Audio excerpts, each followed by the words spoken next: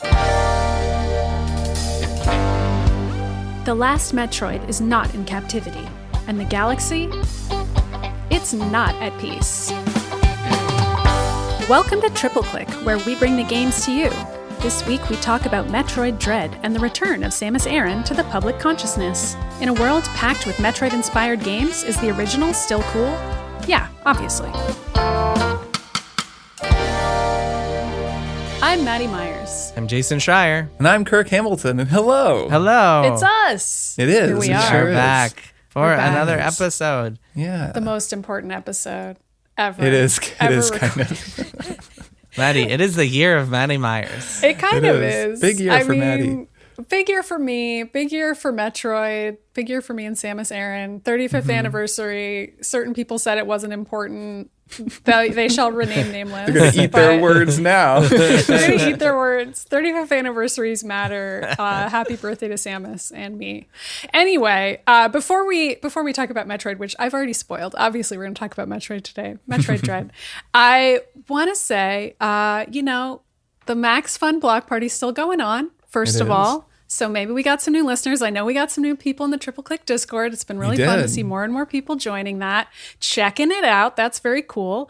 And so maybe you're a new listener. And if you are, then you might like to know that we here at Triple Click do something for Max Fun members, which you can become a member by going to MaximumFun.org/join. And every month we, the three of us, make a special bonus episode. And sometimes it's a beans cast where we spill the beans about a game we all played or TV show we all watched or whatever. And sometimes it's a beans talk where we just shoot the shit Talk about something. We spill the beans on our lives. or yeah, we other spill the topics. beans about our personal lives. But We this open up our month, guts and show you all our beans. oh boy, no, we're keeping those beans inside at least when our personal lives are concerned. But this month we are going to do a Beans cast about Outer Wilds, as well as Outer Wilds Echoes of the Eye, which is the new, somewhat long DLC that was released significant DLC. this year. A significant new story elements included Almost there. a stealth So, sequel, you could Also say. very scary. yeah, very scary. little Very spooky. scary A little bit stuff. spooky. It's a little spooky. So we will be doing that before the month is out, or maybe right after the month is out. Anyway, we do one a month. So Somewhere around MaximumFun.org/join. Consider becoming a member, and then you get an extra episode from us. Very But that's exciting. enough of that. Let's talk about Metroid. Yeah, let's get into it. All right, Maddy, take us Sweet. away.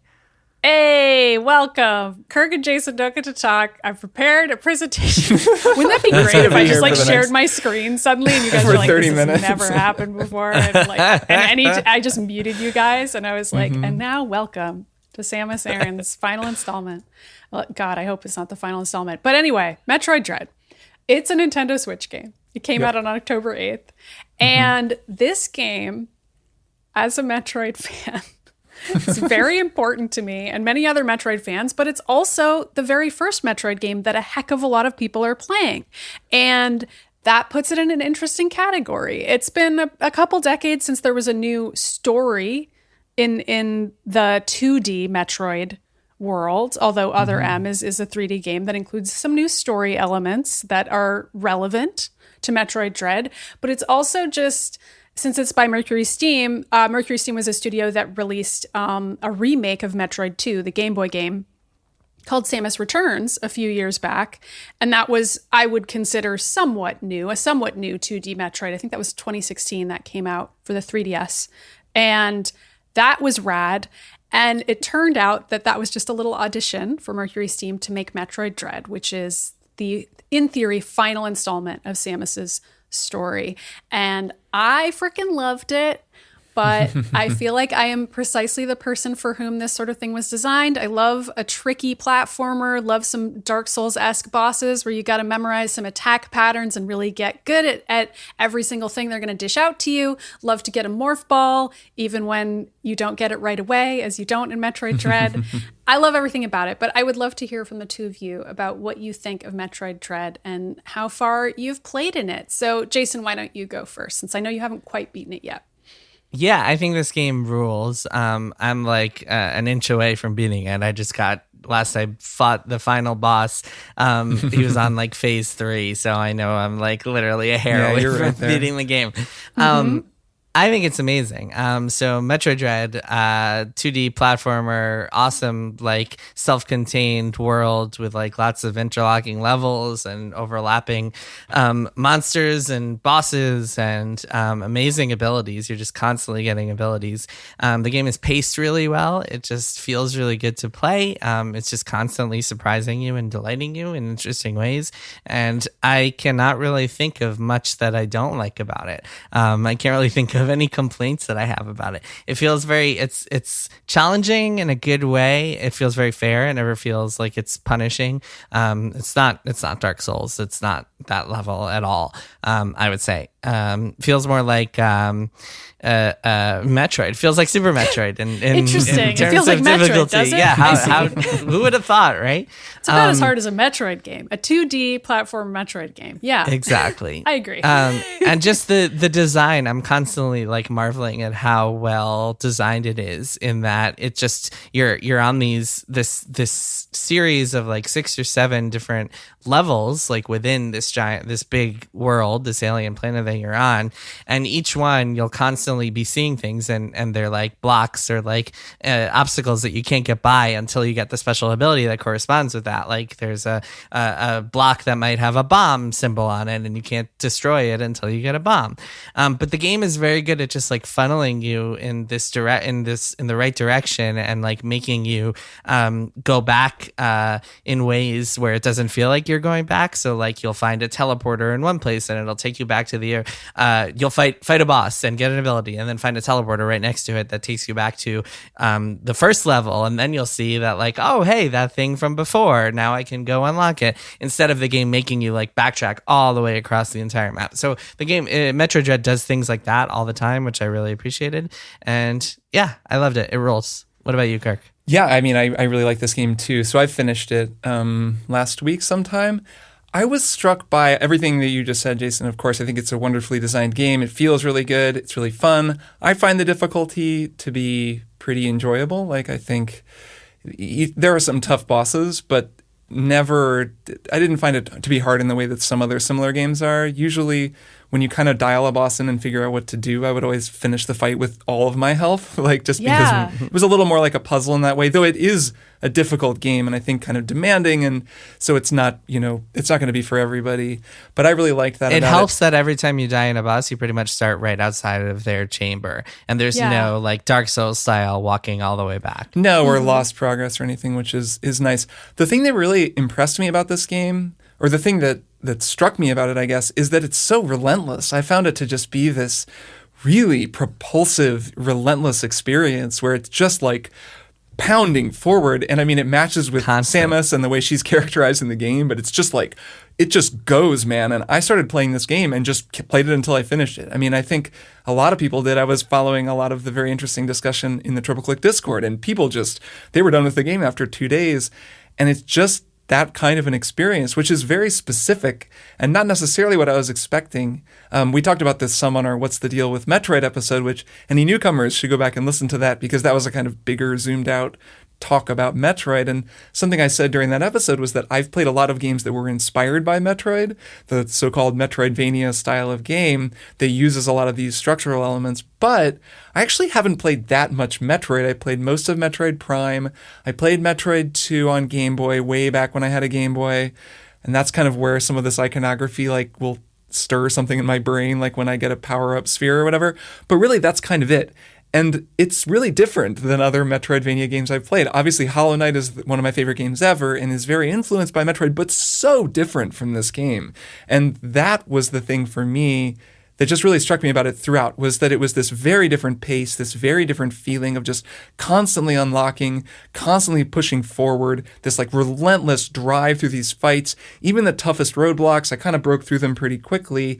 And like you said, Jason, the way that the map kind of routes you around, you're always being kind of propelled through it. There are times you can go back and explore, but it's a lot of just forward momentum, really straight through to the end. It's just that sometimes you're kind of curly queuing back on where you were before. So I just found it to be this like relentless, gripping experience that when I finished it, I was just like, whew, like I kind of took a breath and was like, all right, that was great. Damn, I'm done. Yeah. Yeah, there's less exploration and less of a rhythm of like, okay, comparing it to Hollow Knight, which is the obvious comparison since we all love Hollow Knight so much. But in Hollow Knight, you are frequently going back to town and like buying stuff and talking to people and then heading back in the world, or like you're taking the train to go to multiple places and you're not as opposed to Metroid Dread, which like you said is just relentless, and it doesn't feel like there definitely isn't as much, at least the game doesn't push you as much to just like take your time and explore and backtrack. Almost less than previous Metroid games I've played. It just is very much like it very much does the opposite. Yeah. Mm-hmm. And there are a lot of areas that I noticed. There were a couple points where I got stuck. I didn't know what to do next. At one point I had to look up a guide because like there was a hidden little block that I didn't notice. But there are a lot of points where you just can't go back. Like it traps you in a new area, and you just have to go forward, which again is part of the theme of the game. Just like Sam is continually pushing herself forward, trying to get off of this planet, trying to kill all the X's, all the X parasites, et cetera, et cetera.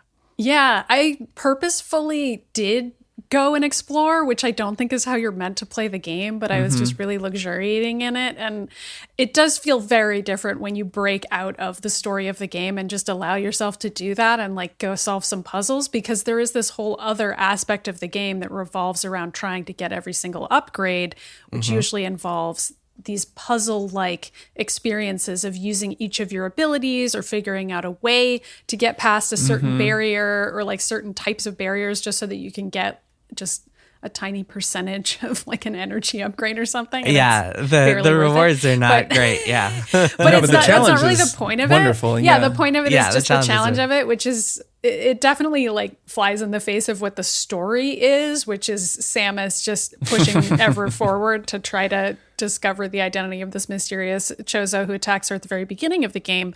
And in theory, she would not stop and be like, let me go back and just try my morph ball in every single place where you can use a morph ball and just see what I can see. But that is the kind of thing I was doing. And I really enjoyed that. And I will also say, to your point, Kirk, about Metroid compared to other Metroidvanias, I mostly just feel like this game really tapped into the alien and aliens of it all in a way that I found very pleasurable.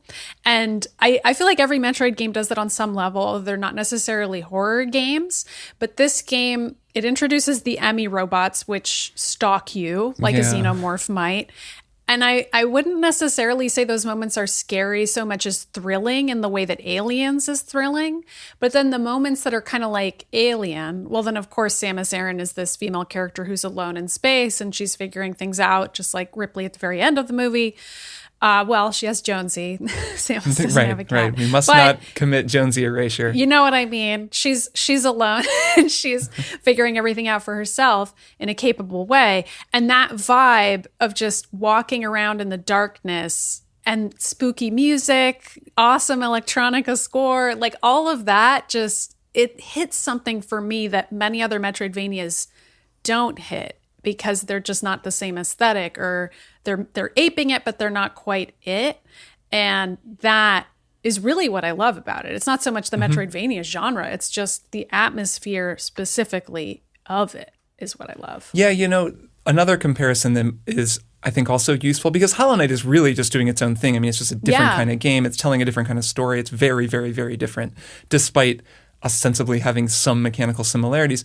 A game like Shadow Complex, which I'm not sure if either of you played, but that game was like, that was, I think, the first sort of modern Metroidvania that I played. And it was it was kind of a big deal when it came out, just because someone was so obviously doing the Metroid thing in 2D with 3D backdrops and stuff.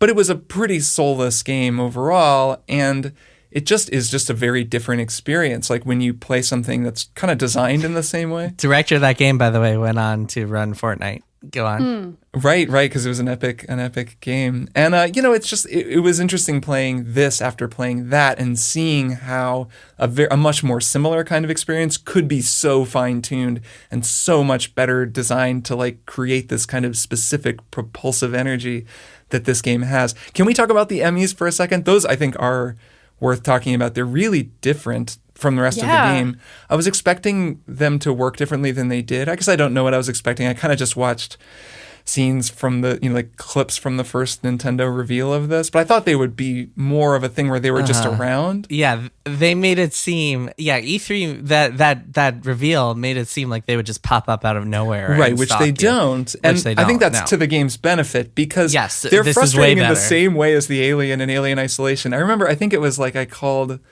One of the names I suggested for Alien Isolation was "Fuck Everything" the game, and that was because that was something that I said all the time playing Alien Isolation. Is because you're trying to just get somewhere already because you need to drop off this thing you're carrying, and then the stupid alien drops out of the ceiling and you're like, fuck everything, and you have to like go all the way around, and it's super stressful for another 10 minutes. And in this game, I will say I had the same feeling with the EMMIs, where you always go into an EMMI zone and the goddamn thing is right there and you're just like, oh my god, I just want to get through to the door so I could like pull the lever and open the thing, which you can't, and then you have to sort of creatively problem solve around these really intense but very brief and contained situations. And I think that is actually to the game's benefit, that it just feels like a change in pace, some spice that's really tense. Like you said, Maddy, it's not scary, but it's like, oh god, I'm going to get out, and then you get out, or you don't and it kills you, but then you start right at the door again. And I like that as sort of a spice, like a flavor for the game. Yeah, me too.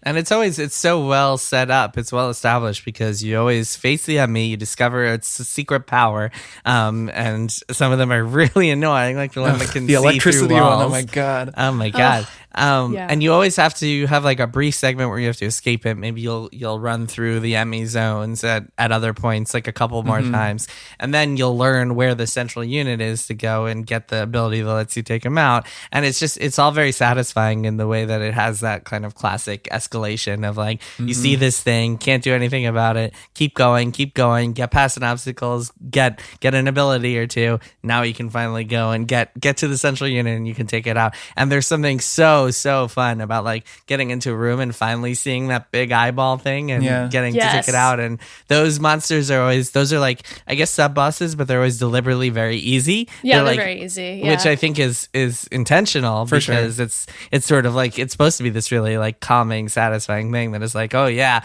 like finally you get to take out this Emmy that's been harassing me, that killed me 10 times on my way here. Yeah, and it's also usually a puzzle to figure out how to kill the Emmy at that point. Like you have to figure out where in the room you're going to stand in order to adequately... where the big flat surfaces. And those sequences aren't super intense either. Like they're just kind of like, you might get killed a few times, but it's sort of a puzzle, like you said. It's a puzzle, yeah. And I mean that combined with the fact that I really thought these would be more stealth focused, and I was just so relieved they weren't, because I can get into a stealth game, but it's just not really my preferred genre, and it's not really what I think of as a Metroid genre staple. So I was really surprised at the idea that there's this phantom cloak ability that makes Samus invisible, and is that going to play a huge role in this game? And it kind of doesn't. And just the idea that I instead need to worry about jumping over the Emmy or whatever, like jumping around it or just avoiding it. And then also once I have the Omega Cannon, just finding a good place to stand so that I can kill it that's fine, because it feels very Metroid to solve a problem in that way, and to have every boss be a problem or set of problems that you just have to figure out how to solve. So the other thing that feels very Metroid is that this game is awesome about giving you like all these amazing traversal mechanics that just build on each other in new ways, and that lets you, to your point, Maddy, jump over the Emmy in new ways, like every time. Whether it's like grappling onto one of those platforms that lets you kind of like zip line across them and jump over them that way, or eventually towards the end you'll start getting like the dash ability is the huge, man. That's which like is amazing, the most crucial upgrade. The dash is so then the infinite jump. Well, the double jump, which then turns into the infinite jump. Yeah, the infinite jump is just like great. Which is you can amazing. Do whatever you want, I don't forever. remember. Is there an infinite jump in any other Metroid game? There is. Okay, I don't remember that. I didn't remember that. But yeah, getting that was the best, because then you just feel like all powerful, and it's funny, you can take on anything if you can jump anywhere. Well, and Jason, I know that you're a big double jump fan, and it's funny that in this game you're like, oh, you like double jump, do you? Yeah. What about infinite jump? Forever up a billion passageways? And you're a spinning electrical razor blade that kills everything that you touch. Like, well, yeah, because then there's the additional power aspect of it, where it's like also you get to kill everything that you touch. Yeah, the screw attack. That's a classic. The screw attack is a classic. I was really struck by how many upgrades there are in this game and how dense they are. It's just like you're constantly getting them. And that, I think, goes back to the level design and how crazy the level design is, that everything has been accounted for in the flow and structure of this game, that the map itself has to interact with, I don't even know, like how many upgrades are there in this game? There's like 19 or something. Like it just keeps going and going, and wild. Each one opens new possibilities in the map in different places.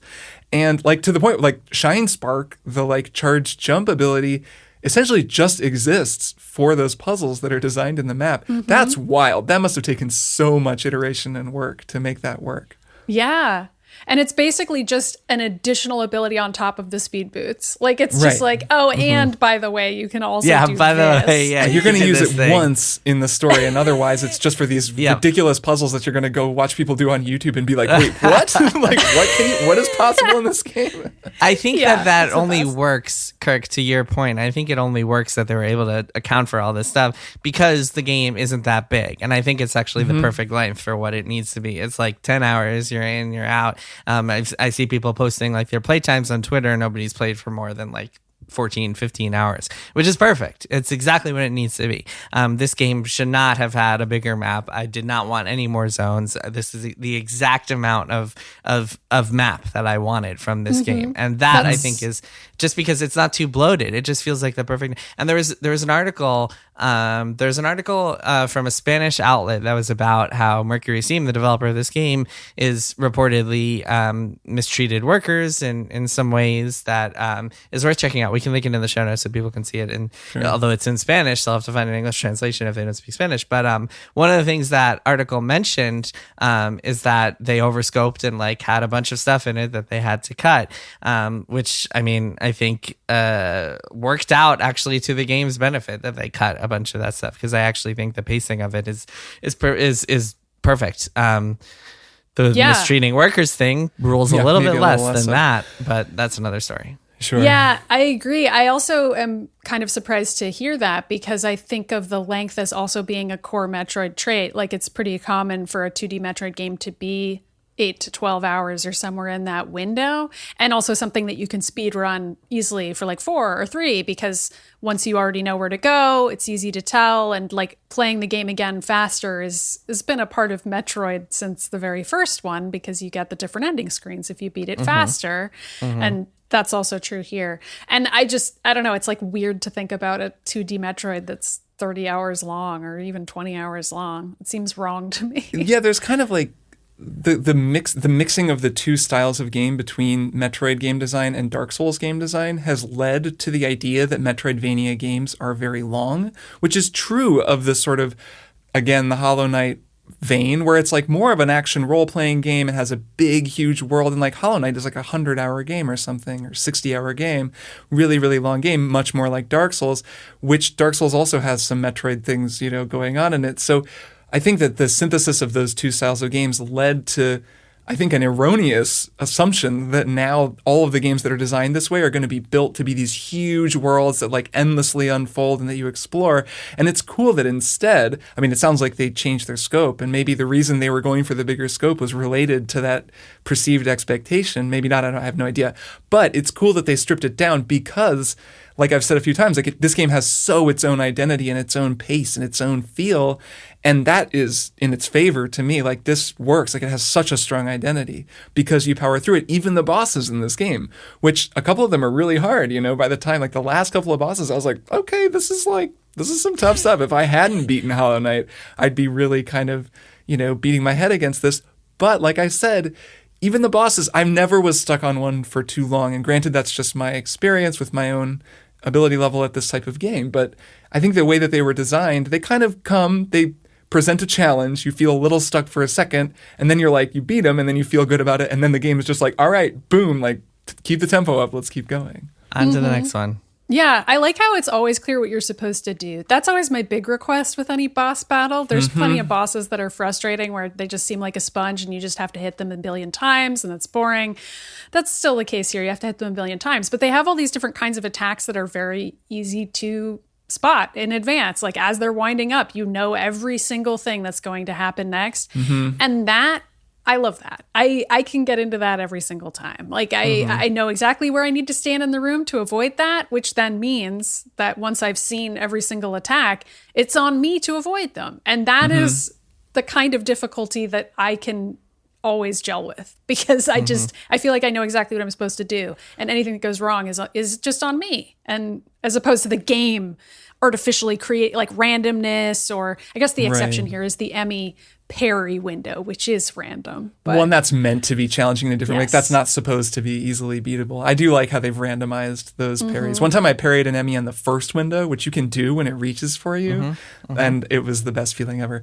Yeah, I think that's really interesting about the difficulty, at least in my experience of it, which is that it's so much more knowledge difficulty and not speed difficulty. There are a couple attacks where speed is part of it, like with the final boss. You have to really quickly read what he's about to do a couple times and like just really fast be like, oh, he's moving downward, I need to jump and get out of the way of his lateral dash, that kind of thing. But a lot of the time it's just like you said, you need to just know where to stand. Like with Kraid, who is an early boss, also with like the greatest opening animation, like when Samus like charges her gun up without looking at it and then blasts him. Oh my god, amazing. The greatest moment. He drops these like bouncing balls on the ground that hurt you, and at first they like the first time that happened, I was like, oh my god, they just killed me, and it was driving me crazy. Yeah, how am I ever going to avoid these bouncing balls, you say to yourself. Exactly. And then it was like, there's a low one and there's a high one, and I just need to, I started saying to myself, I was like, it's a low one, and then you just jump over it. It's a high one, and then you wait for it to go over you. It's a low one, it's a high one. I was like, oh, okay, this is like actually really easy. They're never hitting me because I know exactly what to do. Each fight has so much stuff that's like that, and that's a really nice kind of difficulty compared to, right, like a Sekiro fight, like the Genichiro fight, which is just so much about reflex and speed and like this relentless enemy that you're constantly like parrying and countering. That's a pretty different kind of a thing. Yeah, you don't need super twitchy reflexes to beat Metroid Dread, I would say. Yeah, that's a good point. Kirk, also what you said about Alien Isolation before, and that game just being like, what was the phrase you used? Fuck just everything. Like, F this game. Yeah, fuck everything about this game. I think what makes the Emmys different is the countering, what you mentioned, because if one of them catches you, it can be because you screwed up, or more often than not, it can be randomness because you walked into a room and the Emmy just happened to be standing there. And I think if you just died immediately, it would be really frustrating. You would be like, God damn it, this is so annoying. But because the game also gives you that window, that really two windows to counter it, it feels more like it's your fault when you die, and so it feels more fair. Like it adds that element of skill to the whole equation, I think, and so it feels less frustrating. It's not like, oh man, he caught me, I'm dead. It's like, oh, he caught me, okay, now I have this chance to get out of it, and if not, then I'm dead. Okay, fine, whatever, that's annoying, but it's not like it's not like when you're in a Zelda game and suddenly a stealth section pops up, and if a guard catches you, you're immediately dead. Like, because it gives you that extra chance, right. I think that makes all the difference in the world. And the like, it's just so forgiving with the time that you lose. Like if it kills you, even if it's the fifth time the enemy has killed you there, like you start right there, where like in Alien Isolation, a lot of times it's at the end, like save points are very spread out in that game, and you've been crawling through the medical ward for 10 minutes and you're at the very end of it, and then the stupid thing kills you and you're just like, I can't do that again. That was so hard. That I never have that feeling in this game, that feeling of despair. Yeah, whereas in this game, because the checkpointing is so forgiving, I think it adds to that feeling of relentlessness as well in an effective way, where you just feel like you're constantly diving back into the action again, and then that makes you want to keep playing. There's sort of a fun fact that we've noticed, and I'd be curious if anyone else who listens and cares about video game website traffic has this happen, but we get a lot of traffic on our Metroid posts in the middle of the night, and we were like, why is that? And I'm like, I honestly think it's because people are playing the game in the middle of the night because they can't put it down, and that's when they're looking up our guides. Is it like that's after so midnight when they're like, okay, like lying in bed on their phones, googling I'm gonna look up a guide. So like every single night between like midnight and 4 a.m. we get like a spike in guides traffic on Metroid Dread, and like it's so funny to me because like I don't know, you don't want to stop. And also the number of times that I'd be like, okay, just one more time against this boss, and then I'd be like, why am I doing this? Like I'm clearly not progressing, and then you do it the next day and it's so easy. I had that experience a couple times, but it's really fun. Like it feels rewarding, and it feels like every time you are learning something new, which is the same thing I always loved about Metroid and loved about Dark Souls as well. And just, it's rad. It's rad to have another one of these. I probably found a Polygon guide a couple times in the middle of the night just because I was like stuck on. There were 2 points, if I remember correctly, when like I did not know where to go next. I had a couple of those too. It wasn't even lost. It was because the frame of where I could go the window was very small because it had blocked me off of like a previous, like one of the passageways had blocked me off. So I didn't have a lot of places to go, but it was just that I had missed some block, or I'd missed some. There's one part, I don't remember exactly what it is. I think it's like right after you get the space jump, where I didn't know where to go next, and then I finally found it. And then it's like there's this tiny, those blocks where you have to use the diffusion beam to get them because they're kind of like in the wall. There was one block where I just did not see it at all, and so I had no idea where to go next, and it was just very frustrating.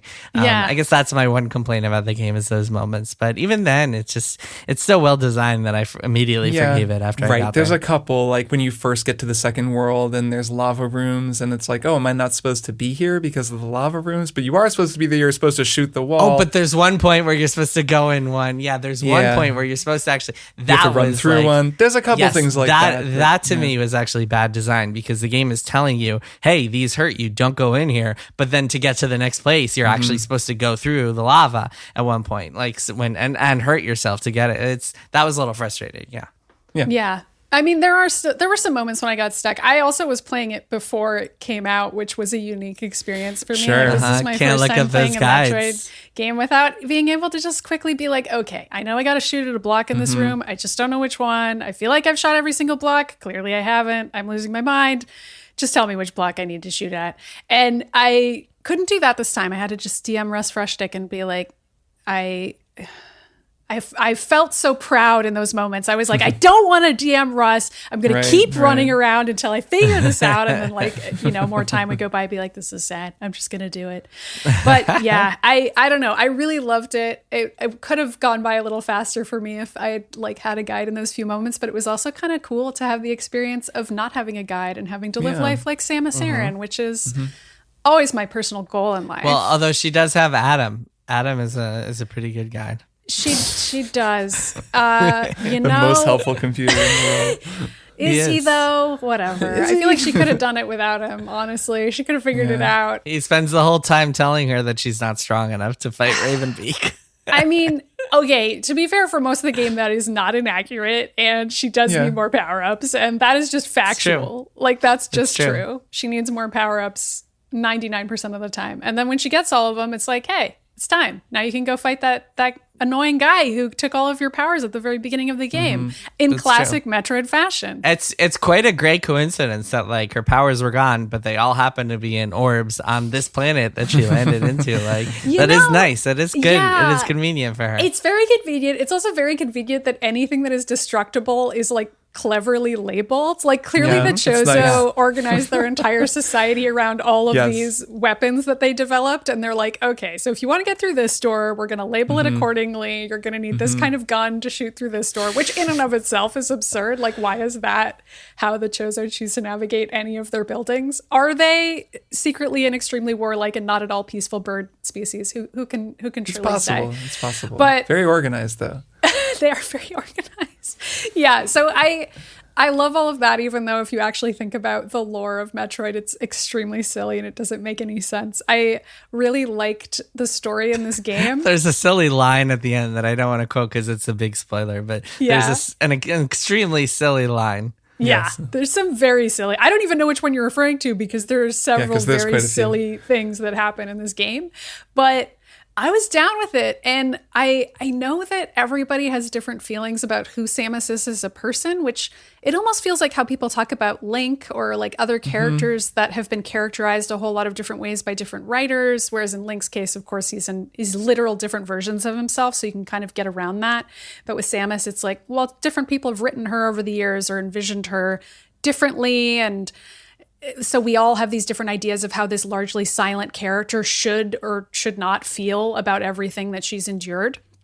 And I just that feels assume she like, talks and acts like Maddie Myers. well, that's a very easy way to interpret it, and that's what I do. But for some reason, not everyone agrees on that. I mean, my favorite part of the whole game is when she blew away the alien and then she went, bye.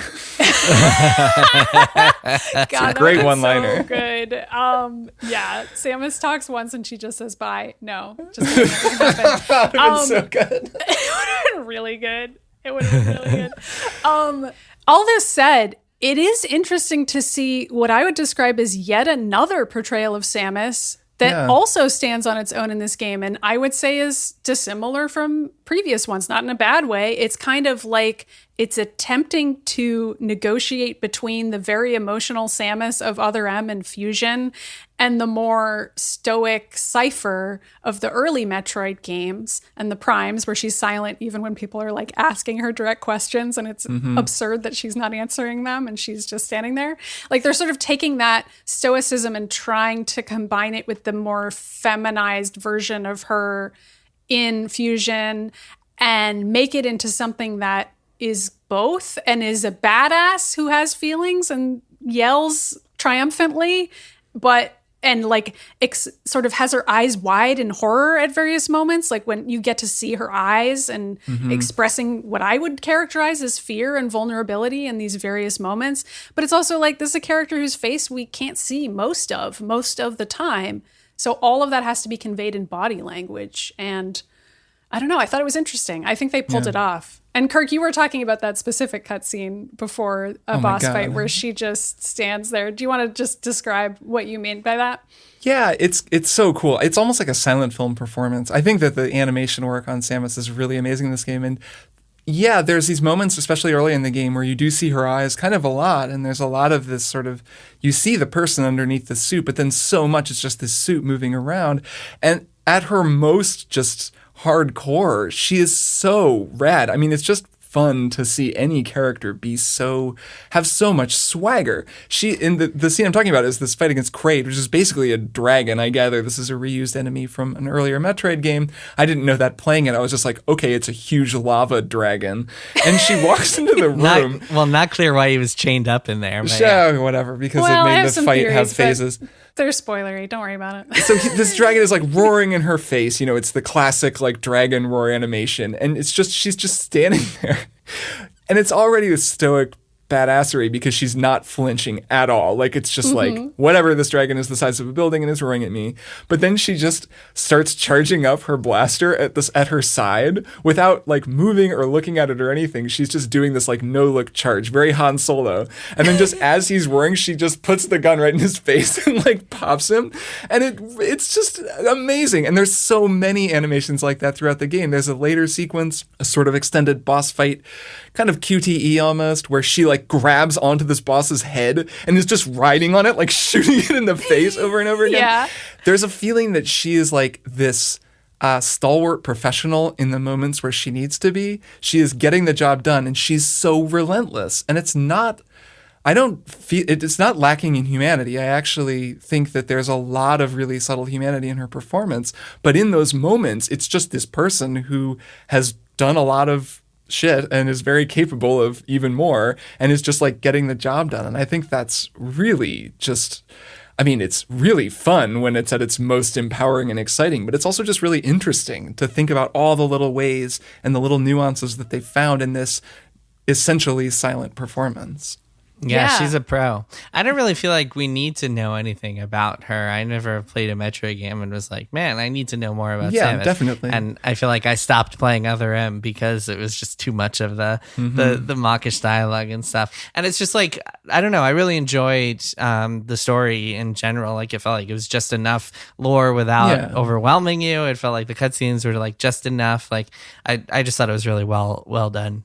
I agree. And I guess it's just because it's me projecting onto Samus, but I still see her as triumphant and joyful because in so many moments when I play, that's how I feel. Like the moments where I will finally beat a difficult boss or like get a power up I was really excited about and like morph ball around the room or whatever. Like to me, those are the moments when Samus is expressing herself because this is such a game this is a game that marries gameplay and narrative in a really perfect way, in my view, because it's like Samus is regaining her abilities at the same time as you. She's taking notes on the map. She's writing down which doors do what. She's keeping track of everything along with you.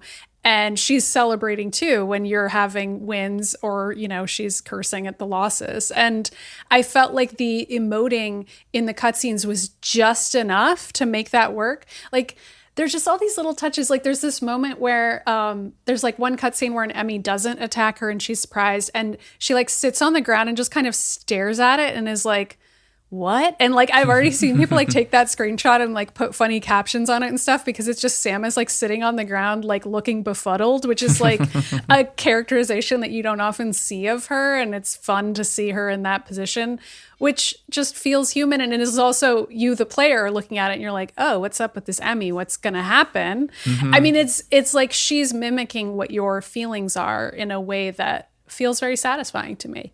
Yeah, and is agreed. rarely done with a female character. For Samus, by the way, for Samus, every single boss she beats on the first try. Well, right? that's Unless true. you think her deaths are part I of was the thinking canon. about that You're actually. right. So Yeah, I only that's died true. 7 times playing this game, which I know course, is pretty yeah. good. But no, just kidding. I died many dozens of times playing this game. But I was thinking about that. I was like, you know, in the story of this, Samus just blasted through this shit. Like, she didn't even pause. She just whooped every boss the first time, which is sort of funny to think about. It is funny. Although it's also like, did Samus stop every now and then and be like, I'm going to go check out that wall back there. That looked kind of weird. Like, I'm going to go see what was up with that. And like, take my time, return to Yeah, the ship. Just figure out I this guess shine it spark depends thing. on which version of Samus you think is real or not. I mean, it's very, very Prince of Persia question here. It's like, which is the true timeline? So anyway, do you two have any closing thoughts? My final question here is whether you two think this is a good starting point for total newcomers to Metroid. I would say that it is. It obviously already has been for a lot of people, but I'm hoping that most of those people will go back and give Super Metroid a try, because I feel like that is a really good companion to this game thematically. I know most people are trying Fusion because it's got a lot of story stuff in there, but it's not really that similar in terms of the stuff you do in the game. So if you really like the bosses in this one and you like what you literally do, I would recommend Super Metroid. But Yeah, although the controls haven't aged super well. well, true. Yeah. Kirk, what do you think? Yeah, I mean, sure. Like, it's such an accessible entry point, and it feels so modern in terms of the gameplay, the controls, the speed, the way that it feels to play it, that I would think this would grab more people who are, especially people who are accustomed to other 2D, you know, difficult, fun, side-scrolling games, like modern games, would be more likely to get into this one. So for sure. And they can always read your lore explainer. I read Maddy's lore explainer. It's a Polygon. Maybe we can link that in the show notes. But that sort of explains what's going on. And like we've said multiple times, the story is kind of whatever. I mean, you can know enough of what's going on. It's fun to know what's going on for the sake of like the final cutscene or two. Like it's just kind of fun to know. But it's also like, I mean, I don't know. You guys, I guess you both read my lore explainer, so you can't answer this. But I would be curious if people went into this game knowing absolutely nothing. If those people see the ending and they're like, I don't really get this, or like, I don't really care. Like, I think they'd probably be like, I don't know what that meant, but that was a really fun game. Yeah, and that's fine too. Right. You know, you don't really have to understand what the emotional import is of something in order to still be like, that was a sick boss fight. Well, time for another video game. And like, I get the gist, right? You'll get the gist. I think it's a perfect starting point. I think anyone with a Switch should get this game. I think it's really good. Yeah, I agree. It's a great video game. So yeah, we all agree it's the game of the year. So that's going to be a really easy episode. It's definitely a triple click pick. It's all settled. No argument from you two on that. So that's already set in I stone. mean, kind of no, but at least with the second thing. But we'll talk about it down the road. All right, cool. Let's take a break and we will be back with one more thing. Hey there, I'm Ellen Weatherford, And I'm Christian Weatherford. and we've got big feelings about animals that we just gotta share. On Just the Zoo of Us, your new favorite animal review podcast, we're here to critically evaluate how each animal excels and how it doesn't, rating them out of 10 on their effectiveness, ingenuity, and aesthetics. Guest experts give you their takes informed by actual, real-life experiences studying and working with very cool animals like sharks, cheetahs, and sea turtles. It's a field trip to the zoo for your ears. So if you or your kids have ever wondered if a pigeon can count, why sloths move so slow, or how a spider sees the world, find out with us every Wednesday on Just the Zoo of Us, which can now be found in its natural habitat on MaximumFun.org. Listen and subscribe wherever you get your podcasts.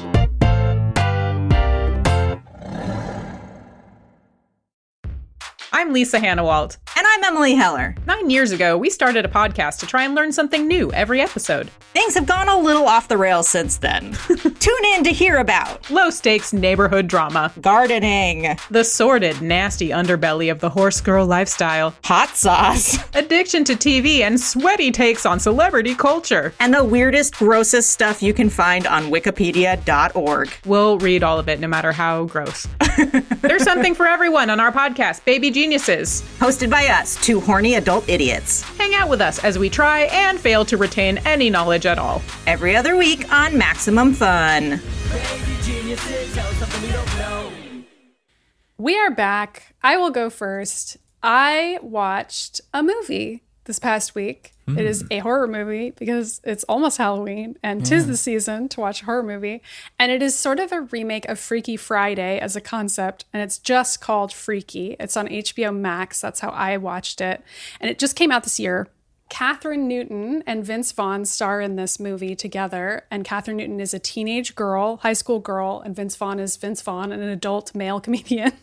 And he plays a serial killer who's an urban legend and kills teenagers about town. Oh, yeah. I saw the trailer for this. And Catherine Newton plays a high school girl who gets mixed up with him and almost killed by him, but he has a magical body switching knife that he stabs her with, not knowing that it's a magical body switching knife What classic that switches serial their killer bodies mistake. on Friday the 13th, Freaky Friday style. And so I saw this trailer. It's a very funny trailer, but I was also like, this is probably gonna suck because it's just gonna be like capitalizing on transphobic tropes of like, oh, it's so funny that like this man is stuck in a woman's body and a little girl is stuck in a man's body, and like, what can you really say about that? I did not have high expectations for this. I thought it would be like really just basic humor, but it's written by two gay guys, first of all, and it's like a really queer movie in a lot of interesting and unexpected ways. Like it directly addresses that repeatedly, and like the characters decide which pronouns they're going to use to refer to both characters after the switch, and like stick with the real ones. So like they only refer to like the teen girl with the serial killer inside of her as him, and so on. So, and like they call each other out over it, and I don't know, it's just interesting. And like there's like a scene where the boy that the teen girl has a crush on is like talking to her when she's in the serial killer's body, and it's like very sweet because he knows it's really her because she like reveals it to him, and it's not like a weird homophobic thing. It's like just chill. I don't know, there were so many things about the movie that I was like, they could have done a stupid homophobic or transphobic joke here, and they just veered in a different direction and like did totally different jokes that I didn't expect, and I ended up really enjoying it, actually. So people should check it out. It's more comedy than horror, but it's like a little bit of horror. So if that's the kind of thing you like for Halloween, it's called Freaky, and it's Maybe funny. we'll watch that. I wouldn't expect a Freaky Friday remake to be like a straight up horror. Like, Yeah, I mean, Where like it's fully like yeah. slasher, Also, terrifying. like, you're not going to cast Vince Vaughn in a movie that's No. not at least kind of funny. Well, I could so. see him having a lot of fun with that performance specifically. Yeah. Too, so that makes me want to see it. That sounds really fun. yeah, that Yeah, sounds fun. cool. Kirk, why don't you go next? Nice. Well, my one more thing was your one more thing last week, Maddie. Yes. Back 4 Blood. I'm psyched you're playing this. We should play together. Yes, we should. This game is super fun. So Yeah. this is Back 4 Blood. Maddie talked about it last week. Turtle Rock Studios, some of the people who made Left 4 Dead. This is basically a spiritual successor to Left 4 Dead. It's out on consoles and PC. It's on Xbox Game Pass, which I think is going to be real crucial for this game's at least short-term longevity, because the thing I found is that this game is really fun if you play it with 3 friends. And that was how I played it over the weekend. I played with 3 of our Destiny crew. Jason, you know, the people I played with. And it was my first time playing with them in a while, which was just nice because we caught up and talked about their lives and stuff, and that's always nice. But it's just a fun-ass game, man, in the same way that Left 4 Dead is fun. I have some specific thoughts about it, I guess. I played through the first act and some in addition to that. And I think, so it's definitely a game that I would recommend playing with friends. I don't know if our Discord has any organization going on for groups. If they don't, they could. I think that would be really cool if listeners could go there and organize and find other people to play with, because it was really fun to play through with 3 other people, but it's hard. And like, you really need to communicate and coordinate. And I played initially with a buddy of mine with 2 AI teammates, because you're a group of 4. Just to explain this game, you're a group of 4 people fighting through zombie scenarios, basically. It's a big, long story. There's more set pieces and bosses and stuff than Left 4 Dead had. It's a little bit more variety and sort of, there's cutscenes, which I'm not wild about, but there's just like more characters and more kind of going on. But generally, it's still Left 4 Dead. You're fighting the hordes, and it's unpredictable, so you kind of just have to keep moving and figure out what you're doing on the fly. There's special infected that'll really mess you up. It's very unpredictable. At any given moment, if you're not coordinating and moving as a unit, you can just get thrashed. We tried to play on normal difficulty and just got wrecked. Like, it's so hard on normal difficulty at first. I would recommend the recruit difficulty, which is the cute word for easy mode. I know we all have our pride, but it's a tough game. That's where I'm going with this, is we completely switched to recruit and had a great time, and it was plenty hard. I think that the difficulty, my only thought is the difficulty must be tied up with the card system, which is, I think you unlock more cards as you play, you get more better abilities, and so eventually you're like really loading out with some mega stuff and you're more prepared to do normal. And I think this game, since there's just the one thing and you play through it, it's meant to be played over and over again as you kind of, there's this whole complicated card system that's actually kind of cool. I started getting into it, and you start kind of chasing things, and then there's cool optional challenges on each map. Like, you can get the test sample in each map, and if you get that, you get other extra stuff. One of the guys I was playing with knew a lot about the game because he'd played the beta, and that was very helpful because I was just like, I don't know, I'm just shooting zombies and following you guys. So I found the difficulty to be kind of interesting in that it's almost like there could have been a 3rd or 4th difficulty in between easy and normal. That's like kind of hard, but like normal just feels a little more like hard. I don't know, but maybe it's the card thing. That's like my favorite hot wings place only goes from mild to hot. They don't have a medium. This is kind of like that, right? It's and like where mild is actually pretty spicy in this game's case. But I really just think it's super fun, and I wish that there were campaign co-op, which I know campaign versus, which I know is a thing that people have complained about, because Left 4 Dead, you could play it where 2 teams would go through each level and trade off. One would be the zombies and one would be the survivors, and then you get to take turns. And that isn't in this game. There is versus, but it's a separate thing. It's like cordoned off from the main game. And I would hope that they're thinking about adding that, because if this game gets really good live support, and especially if they add that, I could see this being like a long-term thing that people really like to play, because this was fun. I mean, I'm like hounding my friends and like, Jason, we got to play, Maddy, we got to play this game and get people together, because it's just like, well, I've got a couple hours free. I really want to play it. It's really fun. So I was very impressed with it. I think it's a fun game, especially if you're playing with friends. That's Back 4 Blood. It's on PC and consoles. Yeah, right on. Maybe while my child is sleeping. Yeah, it's a good one for that. So Jason, tell us what you've been up to. My one more thing is actually from a few weeks ago, but I've been doing nothing but playing Metroid, so I can talk about this now. I read a book a few weeks ago called Project Hail Mary by Andy Weir, who is the author of The Martian, which is the famous book, became a movie with Matt Damon. Project Hail Mary came out, I believe it was May of this year, around the same time that my latest book came out. And it's really, really good. It's a book about a guy who wakes up on a spaceship with no recollection of why he's there or what he has to do. And amnesia plots can be a little hokey, but this one works because it's actually a very good reason that's explained way later in the book why he has amnesia. It's not explained till like close to the end, but it is a very good reason, and it makes total sense within the context of the story.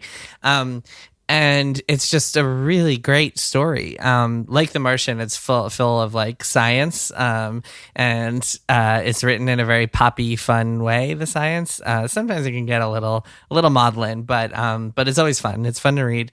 The story is really, really good. As like the mystery unfolds, you get these flashbacks to like when he was on Earth, and you gradually find out what he's doing there, why he is in space, what he has to do. Turns out he is on a very important mission to save the planet. And, Project Hail Mary, maybe. Yeah, it's called Project Hail Mary. It has a name. And there's all sorts of cool stuff that happens that I won't spoil. I recommend not reading anything about the book. Just jump in because there's one just cool. One integral part of the whole story is surprising, and it's best if you don't read like a review or like anything that would tell you about that, because it's like a big part of it, but it's fun to not know what it is going into it. Nice. And I'll just leave it at that. But yeah, really good book, Project Hail Mary by Andy Weir. Really, really enjoyed it. Everyone should go check it out. Awesome. Huh. That sounds really Rent cool. it from your local library. That's what I did. Nice. Cool. All right. Well, this has been our Metroid Dread episode. It sure has I loved been. Yay. it. What a great video game. Yeah, what a good one. Definitely going to play it again. Good video game. And with that, we bid you adieu. We will see you all next week. See you both next week. Adieu to you and you and you. Goodbye. That doesn't count. Bye. Triple Click is produced by Jason Schreier, Maddy Myers, and me, Kirk Hamilton. I edit and mix the show and also wrote our theme music. Our show art is by Tom DJ. Some of the games and products we talked about on this episode may have been sent to us for free for review consideration. You can find a link to our ethics policy in the show notes. Triple Click is a proud member of the Maximum Fun Podcast Network, and if you like our show, we hope you'll consider supporting us by becoming a member at MaximumFun.org/join.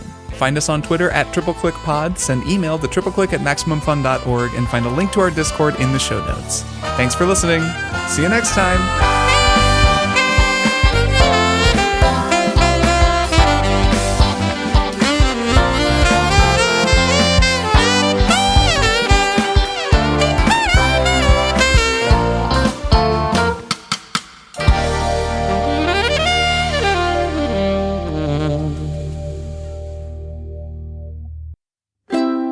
MaximumFun.org. Comedy and culture. Artist owned. Audience supported.